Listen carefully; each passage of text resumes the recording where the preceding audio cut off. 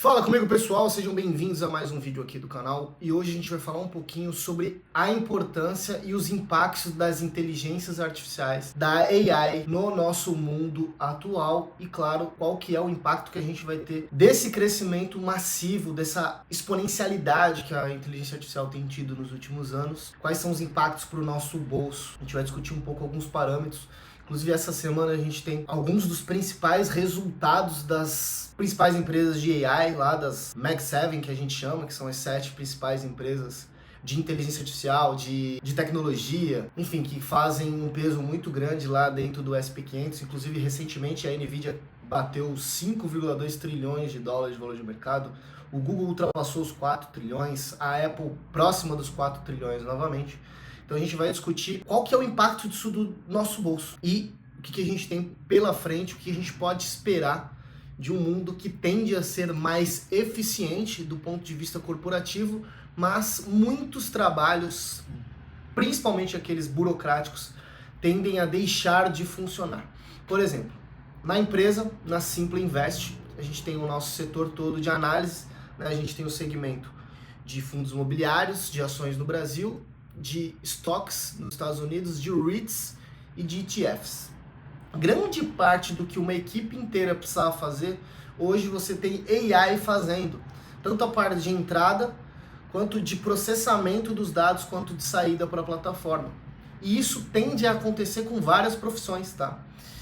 Se a gente avaliar o que vai ser o setor de advocacia, de direito, o que ele tende a evoluir com o tempo, quais são os principais aspectos que um advogado vai precisar desenvolver para utilizar a inteligência artificial a favor dele.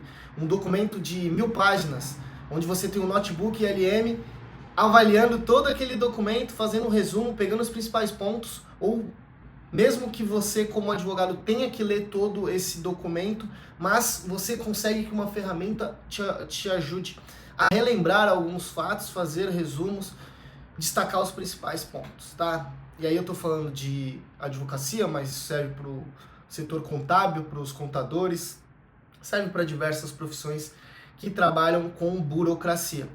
E aí você tem as principais empresas de tecnologia do mundo fornecendo dados e infraestrutura de AI para que os principais modelos se desenvolvam.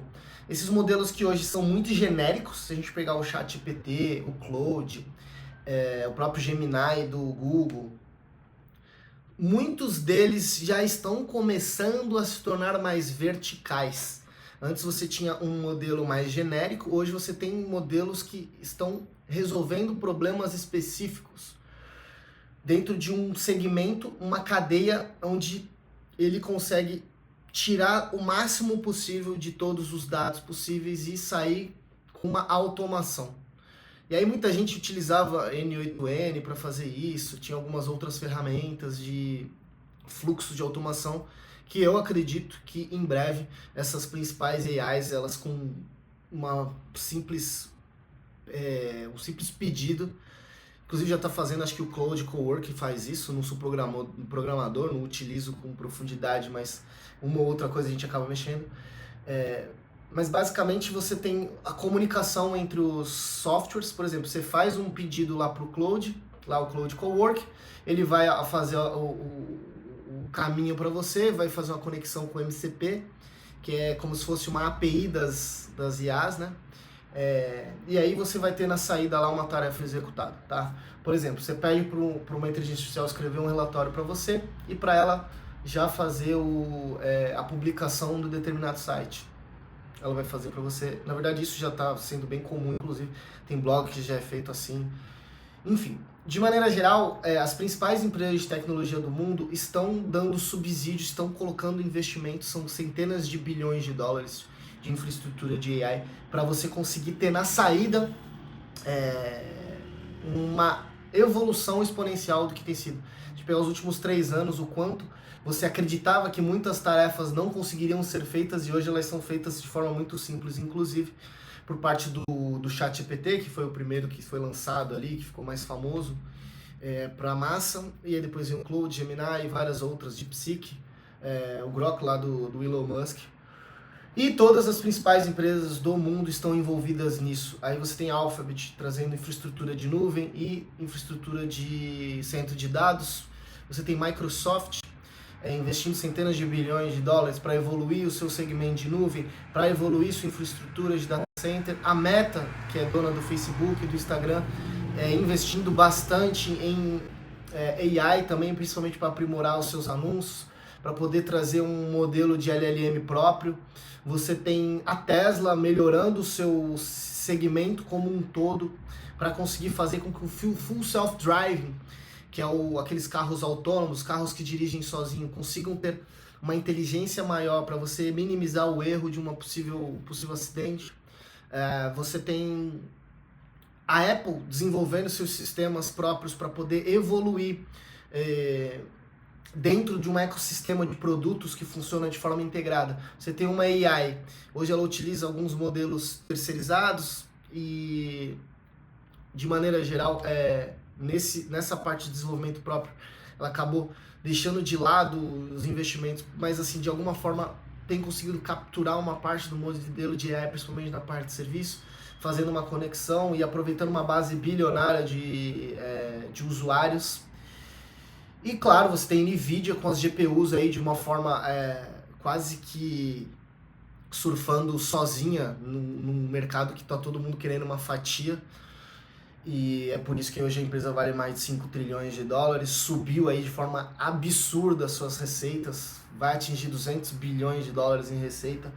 É uma forma muito agressiva de conseguir penetrar mercado, ganhar share.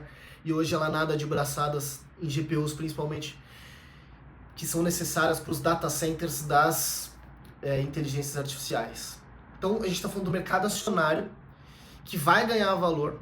Tá? São empresas que têm se valorizado de forma muito absurda, SP500 batendo máxima, índice Nasdaq batendo máxima, mesmo num cenário onde você tinha um estreito de Hormuz fechado, o que trazia uma incerteza global com relação à inflação, né, o aumento de preços, porque você tinha choque na oferta de petróleo, você tem choque na oferta de petróleo, o Brent a mais de 100 dólares novamente, e ainda assim o mercado de ações subindo de forma muito acentuada. A gente não sabe o que vai ser das taxas de juros. A projeção do Fed de cair juros agora, depois de todo esse imbróglio lá no Oriente Médio, em setembro do ano que vem você ter uma possível queda. Então, ainda assim, a gente tem as empresas subindo de forma acelerada o seu valor de mercado. Tudo isso porque o mercado está avaliando quanto essas empresas vão entregar e o quanto a gente vai ter de ganho de eficiência. Os principais estudos das grandes gestoras do mundo. Recentemente eu li um estudo da Vanguard que mostra o quanto a gente vai ter na década seguinte, né, de 2030 até 2040 de eficiência. Vai ser uma eficiência absurda. Você vai ter menos trabalho burocrático, mais trabalho criativo talvez, né? Mas uma inteligência artificial que se retroalimenta e ela aprende com ela mesma. Então, é muito louco. Se a gente quiser prever o que vai ser daqui a 5 anos, a gente provavelmente vai errar. Mas as previsões para 1, 2 anos, elas são um pouco mais palpáveis. E uma coisa eu tenho certeza, pessoal, essas grandes empresas, elas estarão entre as principais precursoras, porque a barreira de entrada hoje, principalmente de investimento, é grande.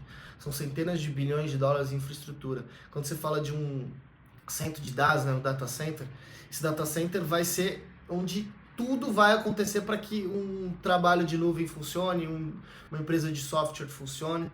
E um data center ele precisa de refrigeração, precisa de cibersegurança, precisa de eletricidade. Então você tem uma estrutura muito forte, muito firme de cabeamento, enfim, de maneira com que esse data center seja seguro e ele possa comportar um nível absurdo de dados. Então, avaliando, acabei não falando da Amazon, né? A Amazon está no meio desse caminho também, com a AWS, que é um dos principais servidores do mundo, uma empresa muito diversificada. Então, óbvio, do ponto de vista individual, às vezes é difícil entender qual empresa vai sair na frente. Tem algumas outras, né? Eu sempre falo da TSMC, tem a ASML no meio do caminho, tem a Broadcom, tem a AMD vindo forte, a Intel teve uma retomada, vinha sofrendo muito porque ficou muito para trás, né? A Intel sempre teve um modelo de negócio muito verticalizado, parte de founder, parte de desenvolvimento, de projeto, e tem tomado fôlego novamente. E então, assim, tem muita coisa para acontecer.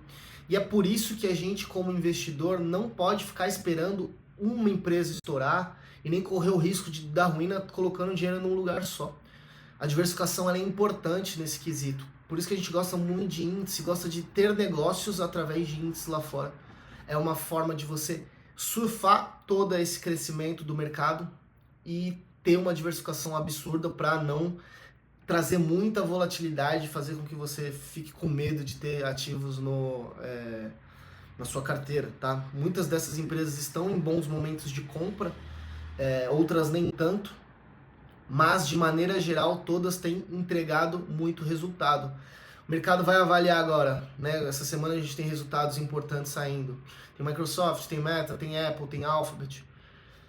E o resultado dessas empresas vai mostrar para nós se o ganho incremental no curto prazo de investimentos em AI, né, o ROI sobre CAPEX que a gente fala, que é o retorno sobre investimento feito em inteligência artificial, se a gente vai ter de alguma forma retorno nesse curto prazo, porque o mercado quer ganho, né, de receita, quer ganho de lucratividade com tanto investimento. Muitas empresas que eram empresas asset light, que geravam muito caixa e que praticamente não tinham dívidas, hoje estão migrando um pouco para um modelo que precisa de mais de infraestrutura. E é óbvio que isso vai se refletir em algum momento, né? Essas empresas de alguma forma vão se alavancar operacionalmente para isso virar margem lá na frente. E é por isso que eu tô falando para vocês. A gente traz análises individuais, eu gosto muito de determinados cases para ter em carteira, só que o investidor comum, muitas vezes, para ele se beneficiar de um mercado que tende a ser muito crescente, para ele correr menos risco, alguns índices. E aí a gente pode utilizar o VO, né, do SP500, ou o VUAA, em algumas corretoras, a gente provavelmente vai ter em XP e BTG em breve, com o papo que eu tive com eles, isso deve rolar em breve.